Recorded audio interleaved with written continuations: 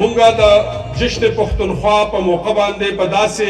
حال کې په داسې ځای کې موجود یو چې د پښتونخوا د بېلابېلو سیمو نه ډېر ښایسته ښایسته مشران ډېر ښایسته ځوانان راغلي دي د بېلابېلو قبیلو د بېلابېلو قامونو د بېلابېلو نسلونو د بېلابېلو مذهبونو خلک موجود دي ټولو ته مونږ درناوی لرو او دا د ملکنډ د ځمکې فخر دی چې د ملکنډ ځمکه د یوسفزو په تاریخ کې یو ډېر لوی نوم لري او د پښتونخوا د ریاست په تاریخ کې ډېر غټ نوم لري او زمونږ بابا چې دی وړمبی بادشاه د دې ځای نه یو کیلومیټر اخوا په دغه ځای کې خاورو کې دفن دی نو د ملک احمد بابا په ځمکه باندې پروفیسر ډاکټر یاسین اقبال یوسفزي ته هم هرکلی وایو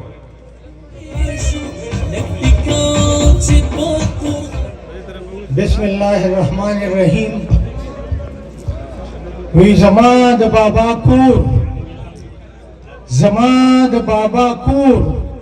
او ورور به خدای که یو سلا شي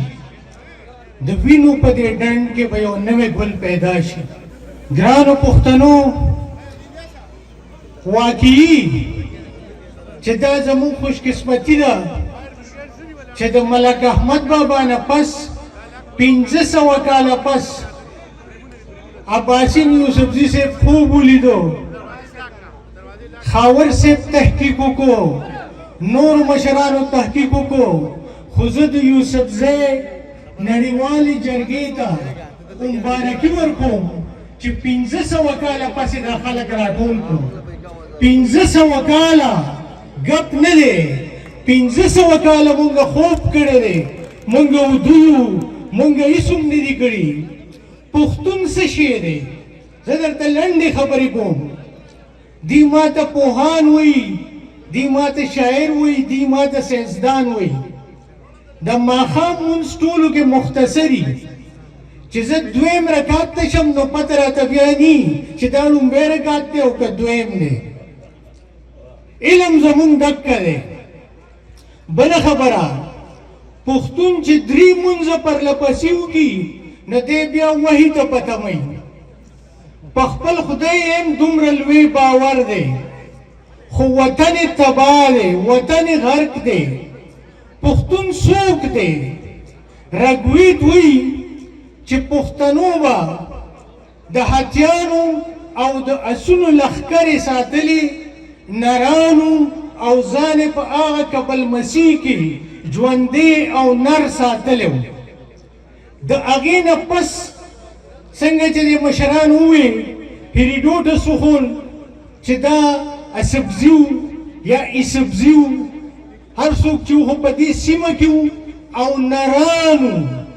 د چا د لاندې وخت نه و تېر کړی بیا پښتون چې دی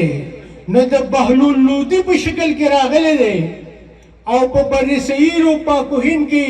شهنشاهي جوړه کړې ده بهلول لودي لومبی پښتون شهنشاه دی او 80 کاله په بر صغیر حکومت کړی دی نرو بادرو او دکې خلکو ته پښتون وښو چې پښتون له د شهنشاهۍ چلولو چلوم ورځي او شهنشاهیت هم ورځي د هغه نه پس شیرشاه سوري چې کوم مقام پیدا کړی دی د اسلام د تاریخ نه که حضرت عمر فاروق وباسي نو ریاست نشته او د بر صغیر د تاریخ نه که شیرشاه سوري وباسي نو تاریخ نشته پښتون دومره نر او تکړه بیا احمدشاه بابا راځي احمدشاه بابا یوه پوله په ایران کې تر مشهد وه بلې په هندوستان کې تر لودیانې وه او بلې د امو دریاب و دومره لوی ریاست دا پیغمبران هم نو ولیان هم نو زما او ستا په شانتې خلکو خو غیرت پکې نرانو همت یې کړی نن پښتون چې دی دا غرق دی دا درې شهنشاهۍ رالې ولي دا ختمې ولې شوې دا درې شهنشاهۍ راغلي ځکه وې چې دې لیډرانو کې دې مشرانو کې تکړهوالی و عقل و پکې مینه و پکې او تباه پسې شو چې خپلو کې اختلاف راغی نو تباه برباد شو دولت خان لودي بابر ته خط ولیږو چې ته راشه په موږ حمله وکړه چې موږ غلامان شو. دولت خان لودي دا خان جهان لودي د هغه زوی و چې دا زموږ د دروغ تاریخ یې لیکلی دی د مغولو په دربار کې. دغسې د احمدشاه بابا د زامنو چې کوم حال و هغه هم تاسو تاریخ کې لوستی دی چې بې کچه دلګانو نو پښتنو کې نرانو دلګان پکې وو. کله چې په موږ دلتوب سیوا شوی دی موږ غلامان شوي یو، چې کله موږ یې نرتوب سیوا شوی دی نو موږ شهنشاهۍ کړي دي. زه ډېر تفصیل ته نه ځم، خو آیا تاسو ته ځان آزاد ښکاري؟ تاسو ځان آزاد ګڼئ؟ د دې خاورې ملکیت تاسو منئ چې دا خاوره ستاسو ده؟ که دا خاوره ستاسو وي نو تاسو به پرې ودرېږئ.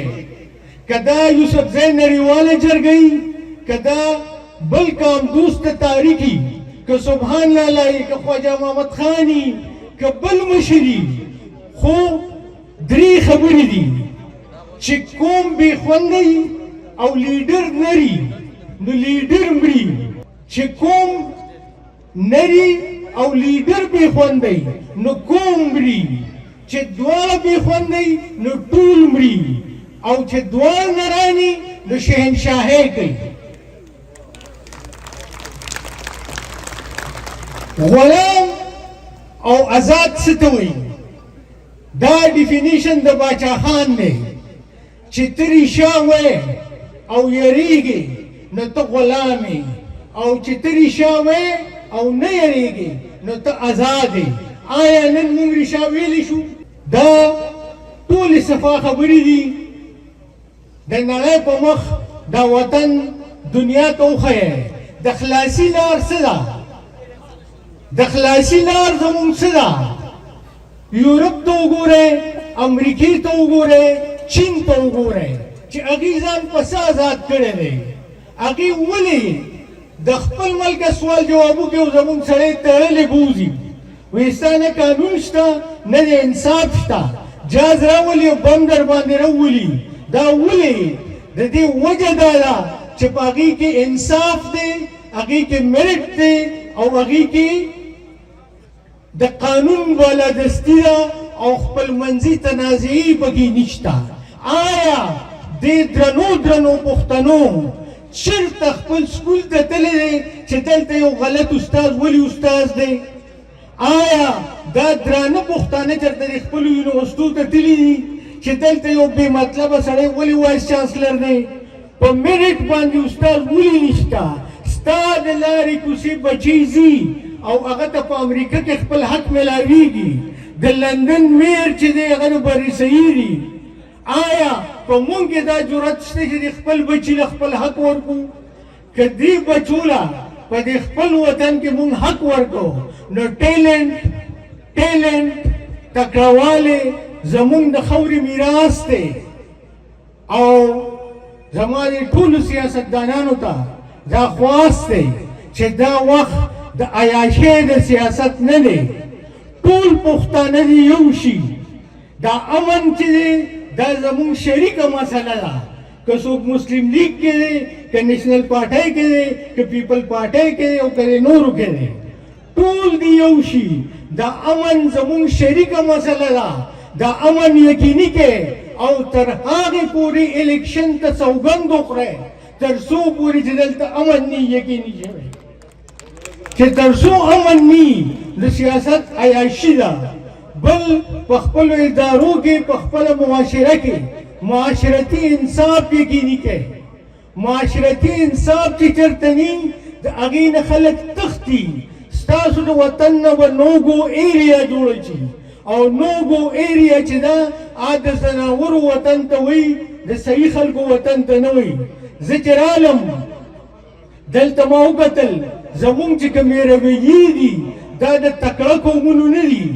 عباسین صاحب نیمه ګنټه لګیا دی خلکو ته وایي غلي شئ غلي شئ غلي شئ. دا د 21مې صدۍ پښتون دی؟ آیا د 21مې صدۍ پښتون کې دومره عقل او دومره کلکوالی راغلی دی چې په ځای باندې کښېني او د چا خبره واوري؟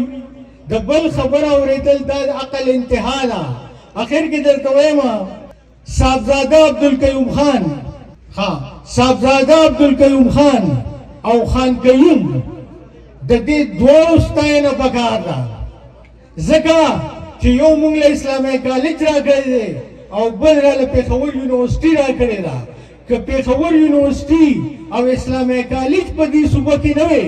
نو موږ به علاقه غیرو نو د هر هغه سړي چې پښتون قام سره ښېګړه کړې ده پښتون قام یې دروند کړی دی تعلیم یافته کړی دی د هغې مرسته پکار ده د باچا خان بابا د خدماتو موږ بالکل تعریف کوو باچا خان بابا ډېره لویه مبارزه کړې ده خو هر پښتون مشر فیل شوی دی اوس موږ له پکار دي چې موږ یو ځای شو او راجمع شو او د یوسفزو دا د یوسفزو جرګه نه ده دا د ټولو پښتنو جرګه ده دا ابتدا ده دا اخري جرګه نه ده او دا لومبي میټینګ چې د دې دومره کامیاب شو نو زما یقین دی چې را روان میټینګونه به هم ډېر کامیاب وي او زما به دا خواست دي دې جرګې ته به مې دا خواست دي چې دا ما ته څه مغول کوې ما ته څه مغول کوې رک مغول او رکې کور دی ولې نوم د هغه نه اخلې چې د نن به اوږو سور دی زما نننۍ مسلې حل کېدل پکار دي ډېره مننه او